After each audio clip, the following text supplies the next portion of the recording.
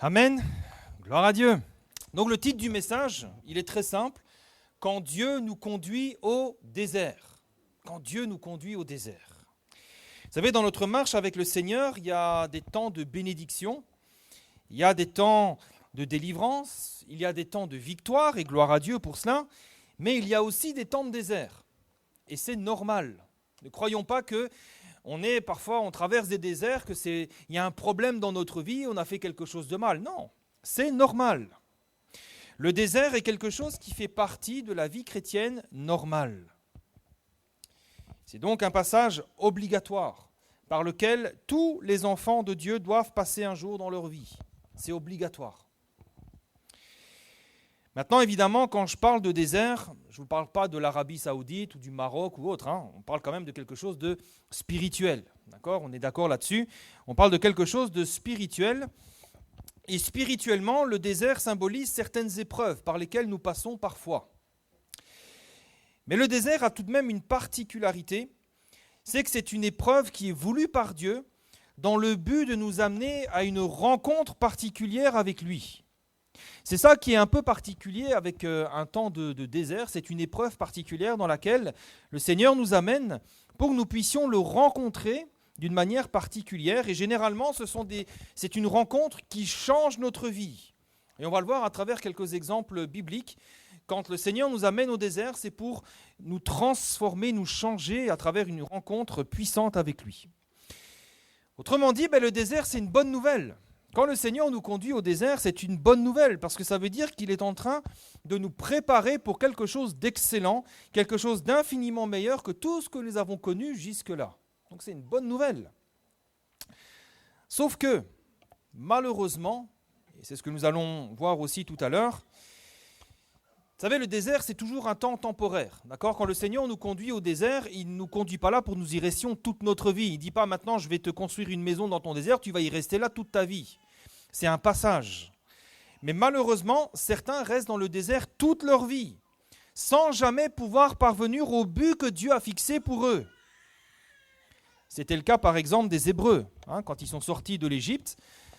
Malheureusement pour eux, ils sont restés dans le désert toute leur vie. Et c'est malheureux parce que ce n'est pas ce que Dieu veut. Dieu ne nous emmène jamais dans le désert pour que nous y restions toute notre vie. Ce n'est pas son but. Alors comment faire ? Eh bien ce matin, on va essayer de répondre à 3 questions. La première, c'est comment reconnaître qu'on est dans le désert ? Je crois que c'est important. Comment reconnaître ? Ne va pas trop loin parce que là c'est le premier point. Non mais tu peux le mettre. Voilà, merci. Donc la première chose, c'est comment reconnaître qu'on est dans le désert. Comment je sais que je suis dans le désert et pas dans une épreuve parmi tant d'autres. Deuxième question à laquelle nous allons essayer de répondre, c'est pourquoi Dieu nous conduit dans le désert ? Et pourquoi il nous conduit dans un lieu si dur ? Et la troisième question à laquelle nous allons tenter de répondre, c'est comment sortir du désert et atteindre la bénédiction que Dieu a voulu pour nous. Premièrement, vous voyez le premier point s'afficher, comment reconnaître le désert ? Comment reconnaître que le Seigneur m'a conduit au désert ? Eh bien, la première chose que l'on peut dire, tu peux mettre le premier point, merci. La première chose que l'on peut dire sur le désert, c'est que c'est une épreuve. Le désert est une épreuve, elle a toutes les caractéristiques d'une épreuve. C'est donc un moment difficile que nous avons à traverser, mais qui n'est pas la conséquence d'un péché. Et là, je prends le temps de vous rappeler cela parce que, vous savez, parfois on pense que tous les malheurs qui nous arrivent, ce sont des épreuves. Mais c'est faux. L'épreuve, elle a quelque chose de particulier. C'est quelque chose de difficile qu'on traverse, mais qui n'est pas la conséquence d'une faute ou d'un péché. L'épreuve, c'est quelque chose qu'on subit injustement parce qu'on est innocent. Si par exemple, quelqu'un a été licencié de son travail pour faute grave, parce qu'il a volé, parce qu'il a piqué dans la caisse, ce n'est pas une épreuve, c'est la conséquence de ses actes. Si quelqu'un devient diabétique parce que ça fait 20 ans qu'il boit 3 litres de soda par jour, il ne peut pas dire « Ah, je suis éprouvé ». C'est la conséquence de nos actes. Et le parfait exemple de l'épreuve, eh bien c'est Job. On connaît un petit peu l'histoire de Job. Job, c'est un homme que Dieu lui-même déclare intègre et droit, craignant Dieu et se détournant du mal. C'est un homme dans lequel il n'y a pas de péché, il n'y a pas de faute. Dieu le déclare intègre et droit. Et pourtant, on voit qu'il a tout perdu. Il a perdu ses biens, il a perdu ses enfants et il a même perdu sa santé. Ça, c'est l'épreuve. C'est quand un innocent subit quelque chose qui, humainement, est totalement injuste. Et le désert fait partie de la catégorie des épreuves. Mais il y a d'autres caractéristiques. Tu peux mettre le prochain point, s'il te plaît.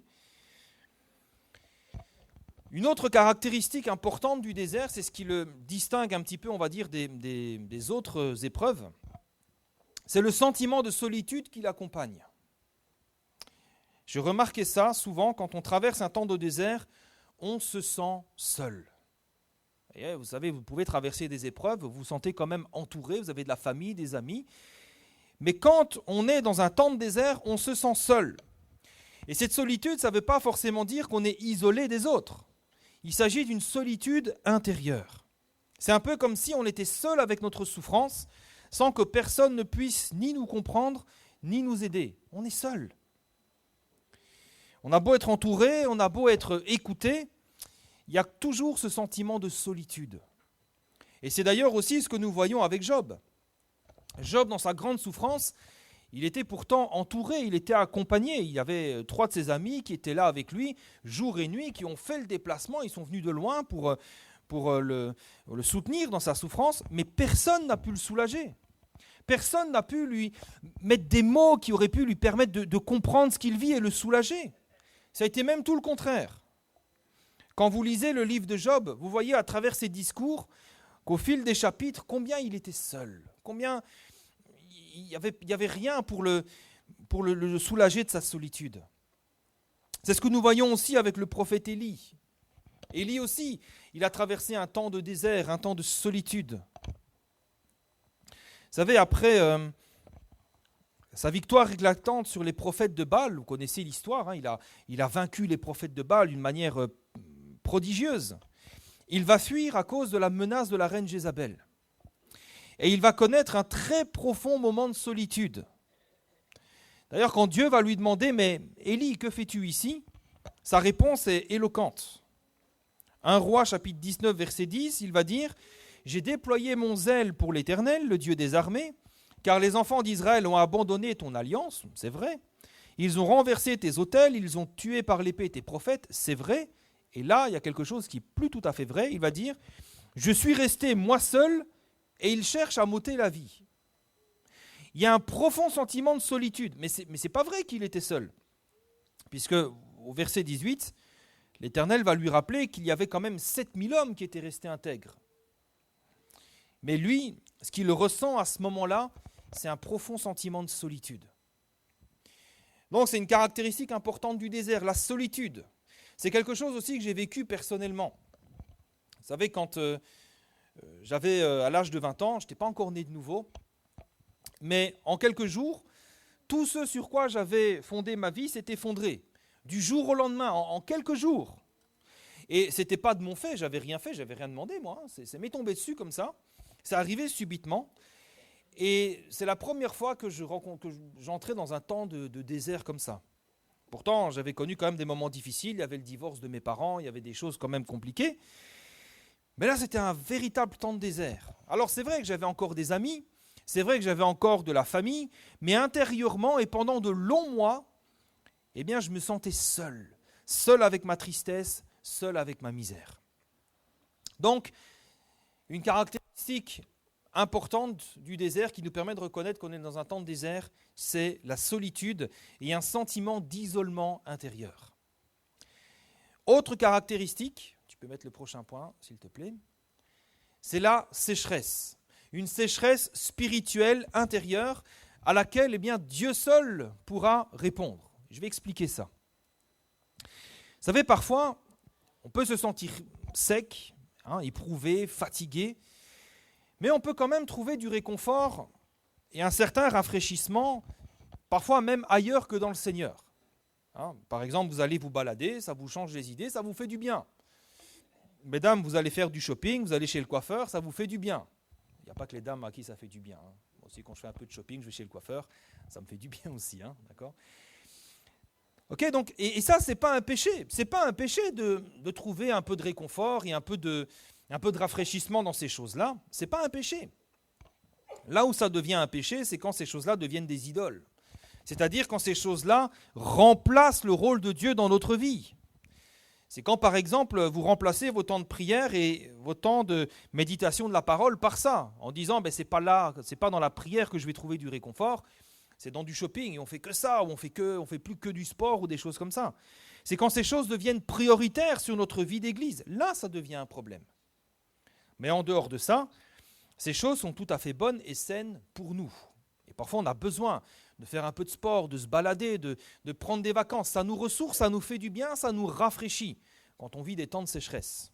Par contre, quand nous traversons un temps de désert, eh bien les choses sont un peu différentes. Alors je ne dis pas qu'on est en dépression, mais simplement ces choses-là ne suffisent plus.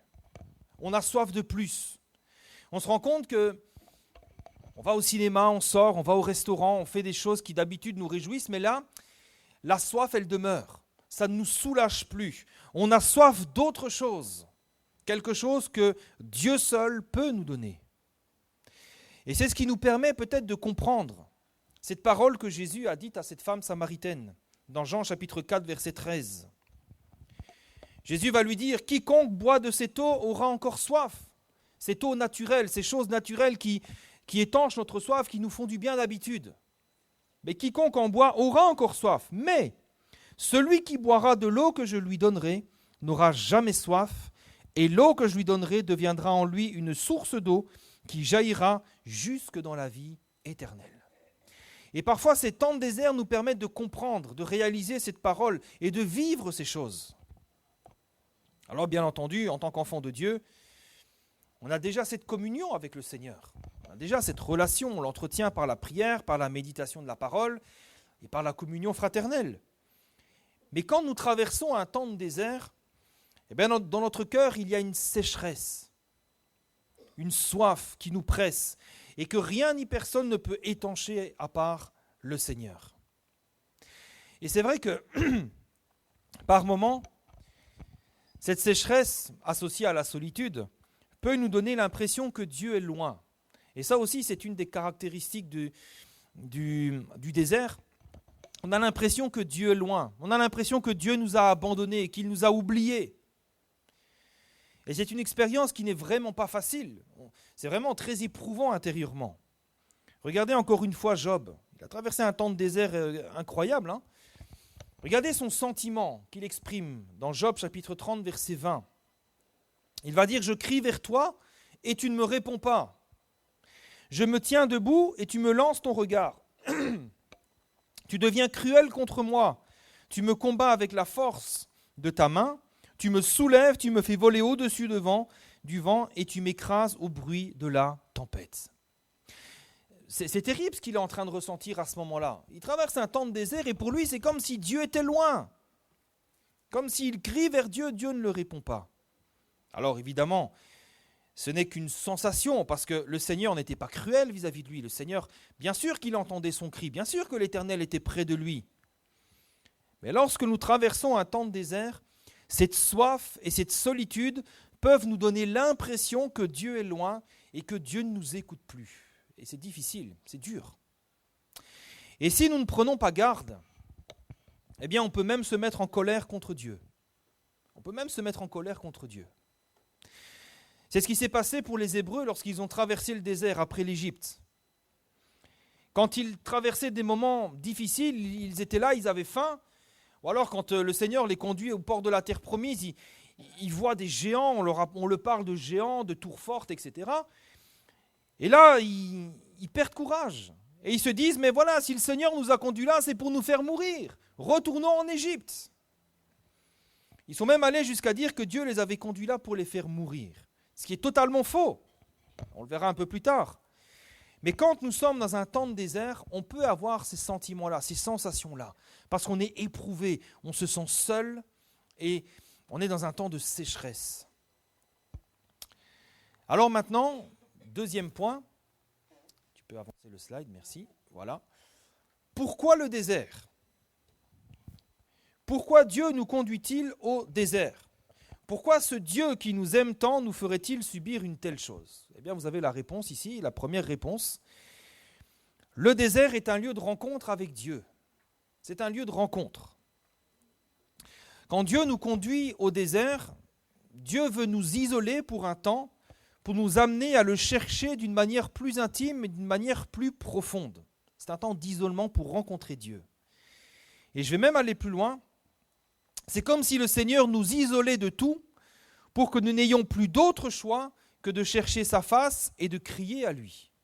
C'est un peu comme s'il nous dépouillait de toutes les autres ressources. D'habitude, on a la console, on a le sport, on a plein de choses dans lesquelles on peut se rafraîchir et se faire du bien, mais c'est comme si le Seigneur nous isolait de tout. On fait de la musique d'habitude, ça nous plaît, et puis là, ça ne nous plaît plus. On se rend compte qu'il y a quelque chose qui manque. D'habitude, on joue à la console, ça fait du bien, et puis là, on n'a même plus envie. Le Seigneur, ce temps de désert, c'est un temps d'isolement qui nous permet de revenir à lui, de chercher sa face et de crier à lui. Et il y a beaucoup d'exemples. Le premier, c'est avec Moïse. Moïse. Vous savez, lorsque Moïse était en Égypte, il était considéré comme le fils de Pharaon, il avait une position sociale très élevée, et à un moment donné, il prend à cœur la cause de son peuple. Il veut délivrer son peuple. Il se rend compte qu'il est hébreu, que les Hébreux souffrent, et il veut les délivrer. Et il veut commencer à les défendre, mais ça se retourne contre lui, et il doit fuir l'Égypte pour aller dans le désert de Madian. Et après 40 ans dans le désert, à paître les troupeaux de son beau-père, un beau jour, il va faire une rencontre. Une rencontre qui va bouleverser sa vie à tout jamais. Exode chapitre 3, verset 1. Si vous voulez lire avec moi. Il est écrit que Moïse faisait paître le troupeau de Jéthro, son beau-père, sacrificateur de Madian, et il mena le troupeau derrière le désert, et il vint à la montagne de Dieu à Horeb. Et là, il y a une rencontre qui va changer sa vie. L'ange de l'Éternel lui apparut dans une flamme de feu au milieu d'un buisson. Moïse regarda, et voici, le buisson était tout en feu, et le buisson ne se consumait point. Amen. Là, il va rencontrer le Seigneur. C'est là, dans le désert, dans un lieu où il est seul, que Moïse va rencontrer Dieu et que Dieu va se révéler à lui.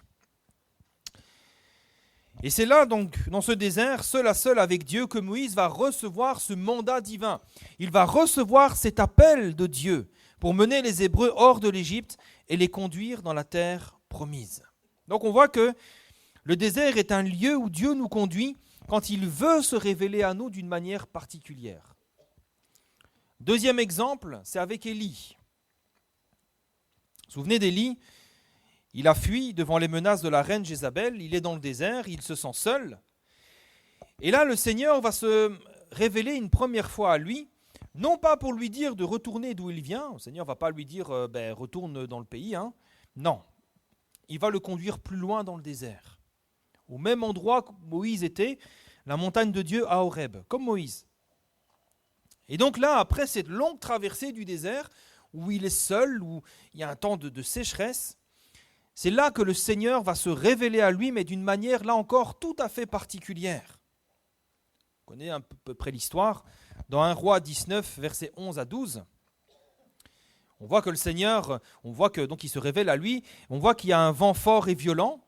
Ensuite, on voit qu'il y a un tremblement de terre, et puis il y a le feu. Mais le Seigneur n'était pas dans ces éléments-là. Le Seigneur va se révéler à lui dans un murmure doux et léger. Alors pour nous, c'est vrai que ça peut nous sembler un peu banal, mais il faut savoir que pour l'époque, c'était une révolution, parce que jamais l'Éternel ne s'était révélé de cette manière. Jamais. L'Éternel s'était toujours révélé d'une manière spectaculaire. Il y avait les 10 plaies de l'Égypte, des choses prodigieuses. Il y avait les victoires écrasantes d'Israël contre ses ennemis. Et puis, Élie, il avait vu le feu du ciel tomber sur l'autel et consumer l'holocauste et même les pierres. Donc, Dieu avait l'habitude de se manifester dans le vent, dans la tempête, dans les tremblements de terre, dans le feu. Et le peuple d'Israël, les enfants de Dieu, avaient l'habitude de ça. Mais ici, le Seigneur va se révéler à Élie d'une autre manière. Un murmure doux et léger. c'est-à-dire avec douceur et avec tendresse. Quelque chose que personne n'avait vu avant lui. Et ça va marquer un tournant dans sa vie. Ça nous montre que nous aussi, parfois, vous savez, on a besoin de connaître Dieu d'une manière particulière. Parfois, on a besoin de rencontrer Dieu, non pas qu'on va recevoir une révélation que les autres n'ont pas eue, puisqu'aujourd'hui la révélation est terminée avec Jésus-Christ, hein, tout est accompli dans le Seigneur. Mais parfois, personnellement, on a besoin de connaître certains aspects du Seigneur et de les vivre. Vous savez, ce n'est que dans le besoin que Dieu peut se révéler comme le Dieu qui pourvoit. Aujourd'hui, s'il y en a qui traversent des moments difficiles et qui ne s'inquiètent pas en disant « Mais moi, je sais que Dieu pourvoira à mes besoins. » C'est pourquoi ? C'est parce qu'un jour, ils ont vu que Dieu est le Dieu qui pourvoit. Mais ils ont dû traverser un moment de désert. Ils ont dû traverser un moment où ils ont manqué de quelque chose. Et puis Dieu s'est révélé. Mais je suis l'Éternel qui pourvoit. Ce n'est que dans la maladie que Dieu peut se révéler comme le Dieu qui guérit, non ? Ceux qui ont traversé la maladie, qui ont été guéris, ils le savent. Ils n'ont pas peur, ils savent, mais l'Éternel me guérit. Ce n'est que dans l'affliction que Dieu peut se révéler comme le Dieu qui console et le Dieu qui relève. Ce n'est que dans ces choses-là. Donc quand Dieu nous conduit au désert, c'est un temps de révélation, un temps où Dieu va se révéler à nous d'une manière particulière. Et puis dernier exemple, c'est avec Job. Job, là aussi, on peut se dire, mais pourquoi il a vécu tout ça de difficile, le pauvre ? C'est parce qu'il devait rencontrer Dieu d'une manière particulière. Vous savez, après des journées, des semaines interminables de discussions et de discours entre lui et ses amis, Dieu va se révéler à Job. Et il va se révéler à lui comme le Dieu créateur, un Dieu infiniment sage et infiniment puissant. Vous voyez ça dans les derniers chapitres du livre de Job.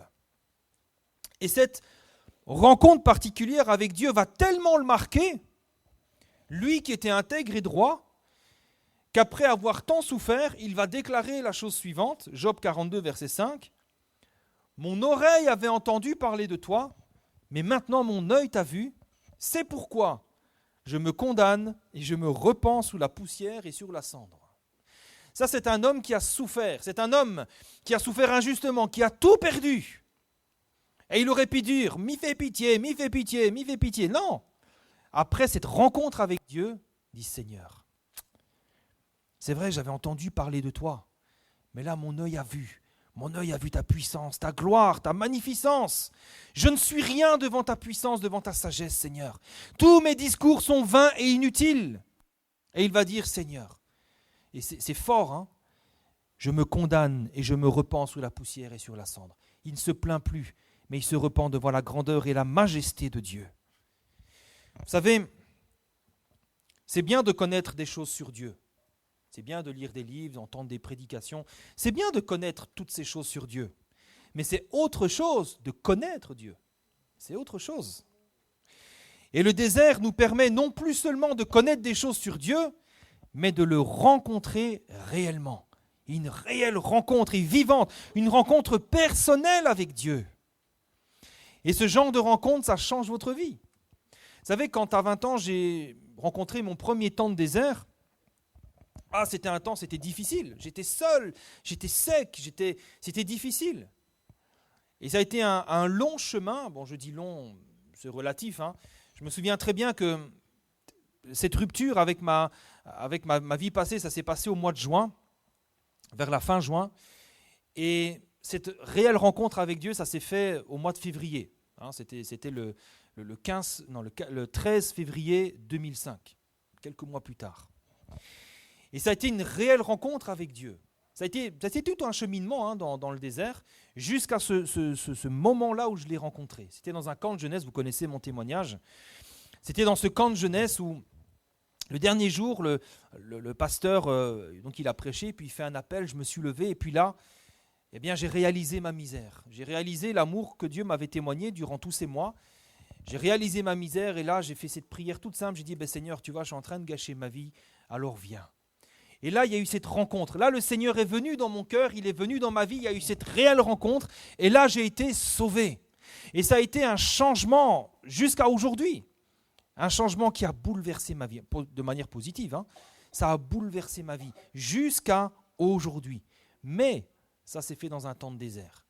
Ça ne s'est pas fait dans un temps où je faisais la fête, où tout était bien, où j'étais heureux, et puis j'ai dit « Ah ben Seigneur, ben c'est vrai, ben allez, ben, je te donne mon cœur. Hein. » Non, ça s'est fait quand même dans les larmes, dans la souffrance. Ça a été un temps de désert, mais qui a abouti à cette grâce extraordinaire. J'ai été sauvé. Alléluia, gloire à Dieu. Alors le désert est un lieu de rencontre. Tu peux mettre le prochain, s'il te plaît. Mais c'est aussi un lieu de formation. C'est aussi un lieu de formation. Et on le voit avec l'Exode. On le voit avec l'Exode, quand Dieu a sorti les Hébreux de l'Égypte, avant de les conduire à la terre promise, eh bien, il les a fait passer par un désert. Pourquoi ? Eh bien, parce qu'il avait besoin de former son peuple. Il avait besoin de les former et de faire d'eux son peuple. Dieu leur a donné ses lois, c'est là qu'il leur a donné ses lois, ses commandements, et Dieu voulait qu'ils apprennent à lui faire confiance, lui seul, pour tous leurs besoins. Et c'était important parce que les Hébreux, je le rappelle, ils venaient de l'Égypte, ils venaient de passer 400 ans en Égypte, un lieu rempli d'idolâtrie, dans laquelle il y avait des centaines de dieux qu'on invoquait pour tous nos différents besoins. Tu as besoin d'une bonne récolte, il faut adorer le dieu, je ne sais pas, je dis des bêtises, mais Osiris. Tu as besoin de bonne santé, tu dois offrir des offrandes à tel autre dieu. Et là, le Seigneur voulait les former pour dire, mais je suis le seul dont tu as besoin. Je suis le seul qui pourvoit à tes besoins. Et donc, le désert était un lieu temporaire, un moment, quelques mois qu'il devait traverser avant d'atteindre la terre promise, la bénédiction, une terre où coule le lait et le miel. Et ce temps de formation, on en parle dans Deutéronome chapitre 8, versets 2 à 3, on va lire ensemble aussi. Deutéronome chapitre 8, versets 2 à 3, où il est écrit ceci. « Souviens-toi de tout le chemin que l'Éternel ton Dieu t'a fait faire pendant ces 40 années dans le désert, afin de t'humilier, de t'éprouver et de savoir quelles étaient les dispositions de ton cœur et si tu garderais ou non ses commandements. » Autrement dit, si tu n'allais compter que sur Dieu, ou si tu allais compter encore sur tes propres forces et sur les dieux étrangers, etc. Il t'a humilié, il t'a fait souffrir de la faim, et il t'a nourri de la manne que tu ne connaissais pas et que n'avaient pas connu tes pères, écoutez bien, afin de t'apprendre que l'homme ne vit pas de pain seulement, mais que l'homme vit de tout ce qui sort de la bouche de l'Éternel. Amen. Il y avait un but dans le désert, qu'ils apprennent que l'homme ne vit pas de pain seulement, mais que l'homme vit des promesses de Dieu en s'appuyant sur les promesses du Seigneur. Autrement dit, ce temps de désert, ce n'était pas par méchanceté, ce n'était pas par malice, par vengeance, mais c'est pour qu'ils apprennent à obéir au Seigneur, à lui faire confiance et à marcher par la foi. Et vous savez, souvent, ce sont nos temps de désert qui nous apprennent à réaliser la fidélité de Dieu. Pourquoi ? Eh bien parce que tout simplement, dans ces moments-là, il n'y a que Dieu qui soit en mesure de nous secourir. Les Hébreux dans le désert, qu'est-ce que vous voulez qu'ils fassent ? Ils ne pouvaient rien semer, rien récolter. Ils ne pouvaient que s'en remettre à Dieu. Et nous, c'est ce que nous voyons parfois dans notre vie. On traverse parfois des temps de désert difficiles. Vous venez par exemple de perdre votre travail injustement. Et vous avez des dettes à honorer. Comment faire ? Eh bien, c'est là qu'on apprend à lâcher prise. Et c'est là qu'on voit la gloire de Dieu se manifester. Et le désert, il est là justement pour nous apprendre à faire confiance au Seigneur. C'est un temps que Dieu permet pour nous former à la foi et à la confiance. Et ensuite, l'exil, puisque la nation d'Israël a connu un autre temps de désert, c'est la déportation, l'exil. Dans Osée chapitre 2, verset 16, je vais lire pour vous. Il est écrit, c'est pourquoi je veux la tirer et la conduire au désert, et je parlerai à son cœur. On parle ici de l'exil.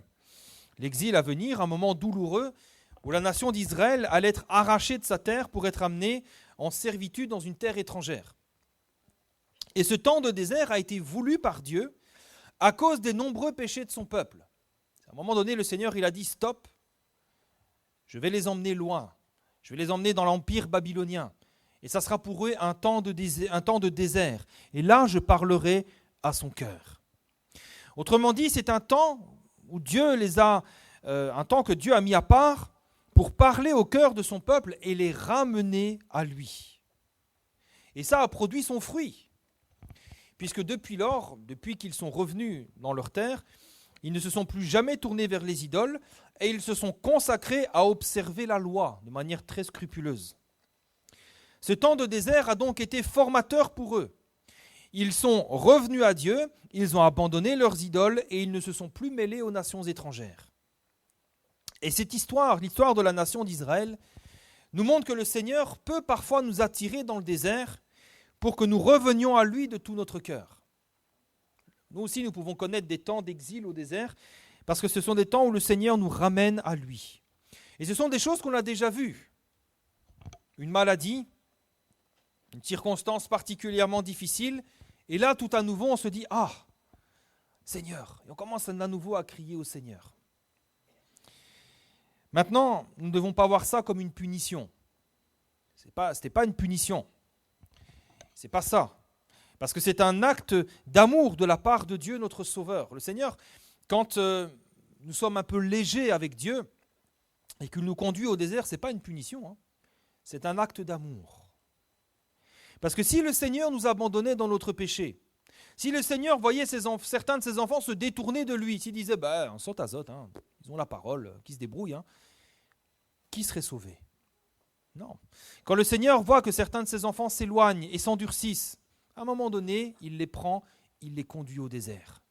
Et là, il parle à notre cœur pour que nous revenions à lui. Et Dieu merci pour les temps de désert, parce que sans cela, je ne sais pas si on pourrait encore être sauvé.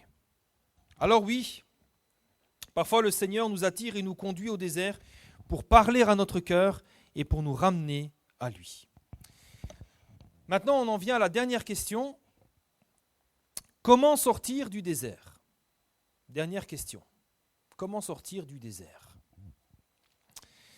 Eh bien, à travers tout ce que nous venons de partager, la réponse, elle a déjà été donnée quelque part. Si le désert est un temps de rencontre avec Dieu, un temps obligatoire, un temps de formation, nous n'en sortirons que lorsque l'Éternel aura accompli son œuvre dans notre vie.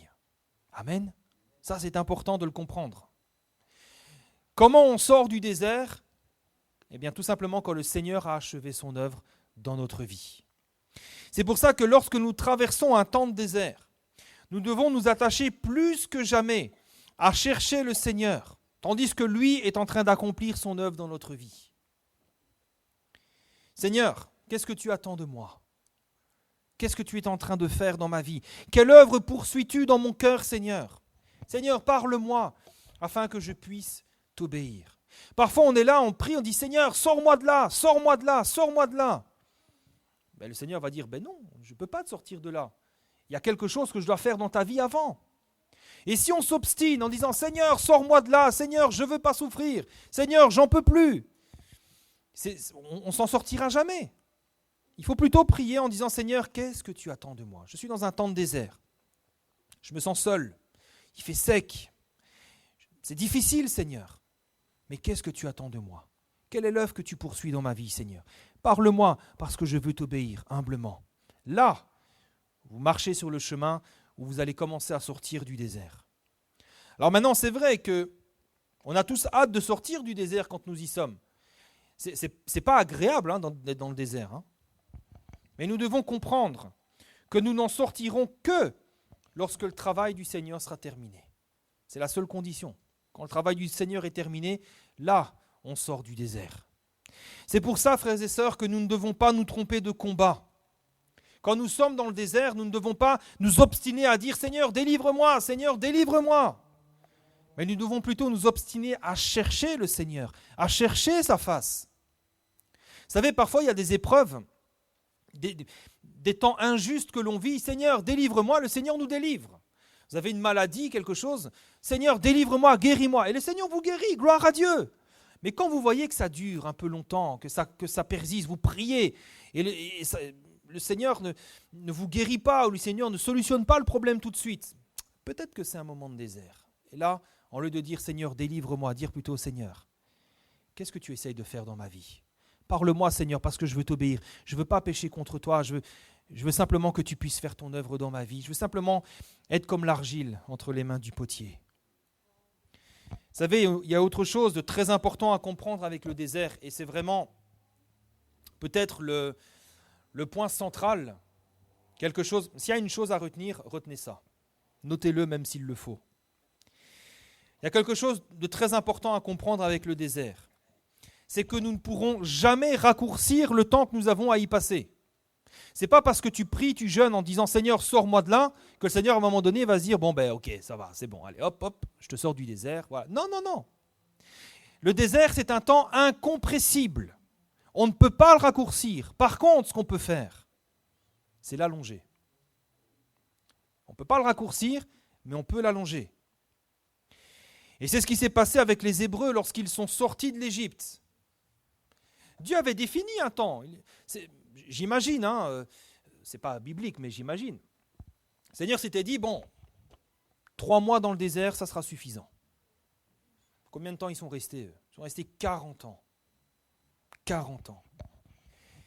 Pourtant, c'était quoi le plan de Dieu pour eux ? C'était quoi le plan du Seigneur pour eux ? C'était de les conduire dans un pays où coule le lait et le miel. Un pays qui est rempli de bénédictions, une terre fertile, une terre bénie. Et le désert, ce n'était qu'une petite étape, courte. Un court temps de formation nécessaire. Mais eux, pourtant, ils sont restés toute leur vie dans le désert. Et c'est même là qu'ils sont morts. Mais ce n'était pas le plan de Dieu dès le départ. Le plan de Dieu, c'était de les faire passer par un désert, un temps court. Oui, vous allez être éprouvés, ça va être difficile pour un petit temps. Mais après cela, vous entrerez dans la terre promise et vous passerez des siècles et des siècles dans ce lieu où vous plantez, ça pousse, etc., etc. Vous savez, quand Dieu nous conduit dans le désert, ce n'est pas pour que nous y restions toute notre vie. Parfois, on peut se dire, mais comment sortir du désert ? Rassurez-vous, le désert, ce n'est pas là où vous allez rester toute votre vie. Ce n'est pas ce que Dieu veut. Dans le plan de Dieu pour nous, le désert est toujours temporaire et limité à un temps défini d'avance par le Seigneur. Mais eux, les Hébreux, au lieu d'apprendre la leçon, au lieu de se dire, Seigneur, tu nous emmènes ici, c'est vrai. On souffrait la servitude dans l'Égypte. Tu nous as délivrés par ta main puissante. On était face à la mer Rouge. L'armée de Pharaon nous pressait par derrière, on était fichus. Tu as ouvert la mer Rouge, on a pu traverser à sec, tu as refermé la mer Rouge sur nos ennemis. Maintenant, on est là, on a soif, l'eau qu'on boit là, elle est amère. Seigneur, on te fait confiance. On a vu ta main déjà à l'œuvre. On a vu. On n'a pas seulement entendu parler. Nos yeux ont vu ce que tu es capable de faire. On est face à de l'eau amère, à Mara, puisqu'ils ont bu, ils avaient soif, l'eau était amère. On dit, Seigneur, tu vas pourvoir. En lieu d'apprendre la leçon, qu'est-ce qu'ils ont fait ? Ah, l'eau est amère, le Seigneur, il nous a abandonnés. Allez, on retourne en Égypte. Ils se sont rebellés. Plainte, murmure, rébellion. Ils ont faim, le Seigneur leur donne la manne, ça tombe littéralement du ciel. Vous vous levez le matin, vous n'avez qu'à récolter. Ah, c'est pas assez, on en a marre de la manne, on veut de la viande, etc. Ils n'ont pas cessé de se plaindre, de murmurer contre Moïse. Ils se sont plaints. On en a marre du désert, on en a marre d'être là, on en a marre de Moïse. On en a marre. On veut retourner en Égypte. Et au final, qu'est-ce qui s'est passé ? Ils sont restés dans le désert. Le résultat, c'est qu'ils n'ont jamais pu sortir du désert. Ils n'ont jamais pu entrer dans la terre promise. Je ne dis pas ça pour les critiquer. Je ne sais pas si on aurait fait mieux qu'eux. Mais la Bible nous dit, 1 Corinthiens 10, 11, que ces choses leur sont arrivées pour servir d'exemple. Et elles ont été écrites, mises noir sur blanc pour notre instruction, à nous qui sommes parvenus à la fin des siècles. Vous savez ce qu'il y a de malheureux ? C'est que parfois il y a des enfants de Dieu qui restent toute leur vie dans leur désert. Il y a des enfants de Dieu qui, pour un jour, le Seigneur les a conduits au désert, mais ils y restent des années, ils ne s'en sortent jamais. Pourquoi ? Parce qu'ils n'apprennent pas à faire confiance au Seigneur. Ils refusent le désert. Ils disent « Non, je veux pas, délivre-moi. » Et au lieu de marcher par la foi, de s'appuyer sur ce que Dieu a déjà fait dans leur vie, ou sur ce qui est écrit dans la Bible, mais on se plaint, on râle et on murmure sans cesse. Et au lieu de rester dans le calme et dans la confiance, de dire « Seigneur, là, je remarque, ça fait des des mois que je prie pour la délivrance, comme l'apôtre Paul. 3 fois, il a prié pour que le Seigneur le délivre de son écharpe dans la chair. 3 fois. Et quand le Seigneur lui a dit « Ma grâce te suffit », il n'a pas dit « Ah non, Seigneur, ta grâce, elle me suffit, mais tu vas me délivrer. Moi, je suis l'apôtre Paul, je prie, je jeûne, tu vas me délivrer, j'ai la foi. » Non, il a accepté. Et il a compris que la puissance de Dieu se manifeste dans la faiblesse. Et il va dire « C'est pourquoi, quand je suis faible, c'est alors que je suis fort. » Mais cette leçon-là, il l'a apprise dans le désert. Il l'a apprise parce qu'il a arrêté de se rebeller contre Dieu, de dire « Délivre-moi, délivre-moi, délivre-moi. » Alors, malheureusement, parfois, nous restons plus qu'il ne faut dans le désert. Parce qu'au lieu de rester dans le calme et dans la confiance, au lieu d'avancer chaque jour un peu plus avec le Seigneur, qui veut nous conduire hors du désert, eh bien on tourne en rond, on ne pense qu'à nous, notre souffrance, et on tourne en rond. Maintenant, je ne suis pas en train de vous dire que c'est facile de traverser le désert. Je ne dis pas qu'il n'y a pas des moments de découragement, je ne dis pas qu'il n'y a pas des moments où on en a marre. Vous savez, dans le désert, chaque jour qui passe, vous avez l'impression de stagner. Vous n'avancez pas. Bon, moi, je ne suis jamais vraiment allé dans le désert, mais j'imagine que quand vous êtes dans le désert, que autour de vous, il n'y a que du sable, des rochers, etc. Vous avancez, mais vous n'avez pas l'impression d'avancer, parfois. Ce que je dis, c'est juste que si on veut sortir du désert, il ne faut pas se tromper de combat. Il ne faut pas se tromper de cible. Le désert est soit un temps de rencontre avec Dieu, soit un temps de formation. Mais qui pourra nous donner la réponse? Qui pourra nous conduire? Qui pourra faire son œuvre, si ce n'est le Seigneur? C'est pour ça que c'est seulement auprès de lui que nous allons trouver le chemin sur lequel nous devons marcher pour sortir de là. C'est seulement auprès de lui. Dans Ésaïe 43, verset 19, il y a ce merveilleux texte qui dit « Je mettrai un chemin dans le désert et des fleuves dans la solitude. » Je mettrai un chemin dans le désert. C'est Dieu qui met un chemin dans le désert. C'est lui qui met des fleuves dans la solitude. Le psaume 32, verset 8 nous dit quoi? « Je t'instruirai, je te montrerai la voie que tu dois suivre, je te conseillerai, j'aurai le regard sur toi. » Et c'est d'autant plus vrai lorsque nous traversons des moments de désert, des temps difficiles, des temps d'épreuve, où nous nous sentons seuls, où nous nous sentons secs. Le Seigneur est là pour nous instruire, pour nous montrer la voie que nous devons suivre, pour nous conseiller. Il met un chemin dans le désert. Mais pour ça, tournons les regards vers lui. Dieu est là pour nous conduire et nous diriger vers des temps de bénédiction, des temps de grâce extraordinaires. Et c'est d'ailleurs ce qu'il faisait avec les Hébreux dans le désert. Dans Exode 13, 21, il est écrit que l'Éternel allait devant eux le jour dans une colonne de nuée pour les guider dans leur chemin, et la nuit dans une colonne de feu pour les éclairer, afin qu'ils marchent jour et nuit. La colonne de nuée ne se retirait point de devant le peuple pendant le jour, ni la colonne de feu pendant la nuit. Dieu est là. Dieu est là. Et il ne veut certainement pas que tu meurs dans ton désert. Il ne veut certainement pas que tu y restes un jour de plus. Mais ça ne dépend pas de lui, ça dépend de toi. Ça dépend de nous. Chaque jour, dès le matin, comme pour les Hébreux, Dieu est là pour nous conduire dans la terre promise. Dieu est là. Un pays où coule le lait et le miel. C'est ce que le Seigneur veut faire avec nous. Il veut nous conduire dans la terre promise, un lieu de bénédiction, mais pas avant qu'il n'ait pu accomplir son œuvre dans notre vie. Amen. Alors si nous voulons sortir du désert, il y a une chose toute simple à faire. Tourne-toi vers Dieu. Tourne-toi vers le Seigneur. Abandonne les plaintes. Abandonne les murmures. Abandonne la colère. Et tourne-toi vers le Seigneur. Pose simplement cette question à Dieu. Seigneur, qu'est-ce que tu veux faire dans ma vie? Quel but poursuis-tu? Je vois bien, Seigneur, ça fait des semaines que je prie, j'ai la foi. Tu ne me délivres pas, Seigneur. Alors qu'est-ce que tu attends de moi? Qu'est-ce que tu veux faire dans ma vie? Parle, Seigneur, car ton serviteur écoute. Et quand on adopte cette attitude-là, vous allez voir que les choses vont changer rapidement. Je dis rapidement parce que un père ne prend pas de plaisir à voir son enfant souffrir. Un père ne prend pas plaisir à voir son enfant seul dans le désert en train de souffrir la solitude, la faim, la soif. Il veut nous sortir de là, mais il y a un travail à accomplir. Alors faisons confiance au Seigneur. Je vais rappeler simplement les points en conclusion. Comment reconnaître qu'on est dans le désert? Eh bien, c'est un temps d'épreuve, c'est un temps de solitude et c'est un temps de sécheresse. Si tu vis un temps comme cela, si tu te sens seul, incompris, malgré tes amis, malgré ta famille, malgré tous les bons conseils que tu reçois, si tu te sens encore seul et sec, certainement tu traverses un temps de désert.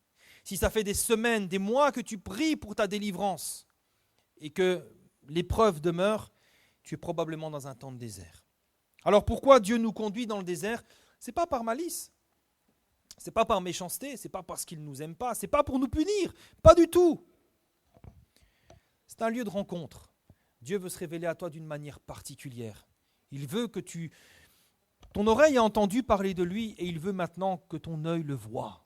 Il veut que ton œil le voie. C'est un lieu de rencontre, c'est aussi un temps de formation.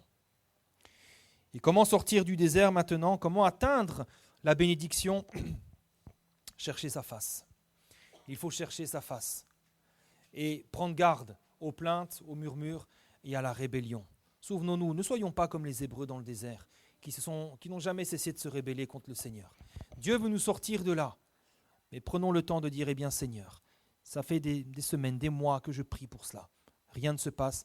Qu'attends-tu de moi, Seigneur? Parle, car je veux t'obéir. Et là, vous verrez que les choses vont s'accélérer. Là, le Seigneur va se révéler à vous dans votre cœur. Tant que vous dites, Seigneur, sors-moi de là, il n'y a pas de réponse. Mais quand vous dites, Seigneur, j'accepte ce temps de désert, le Seigneur va commencer à vous parler. Et vous allez en sortir. Et quand vous serez sortis du désert, vous sortirez différent. Vous sortirez plus fort. Vous aurez une connaissance de Dieu qui va vous rendre plus humble. Parce que, vous savez, ce que le Seigneur nous enseigne dans le désert, ce n'est pas des choses qu'on apprend à l'école biblique. Ce n'est pas des choses qu'on apprend à travers une prédication. C'est quelque chose que vous apprenez seul à seul avec Dieu. Sachons savourer ces moments-là. Sur le moment, c'est clair qu'on ne savoure pas trop. Quoique, on déguste un peu. Mais sachons apprécier la valeur de ces moments-là. Seigneur, c'est vrai, je suis dans un temps de désert, mais tu vas m'en sortir. Et je vais sortir de là différent, plus grand, plus fort. Alors bénissons le Seigneur. Amen. On va prier.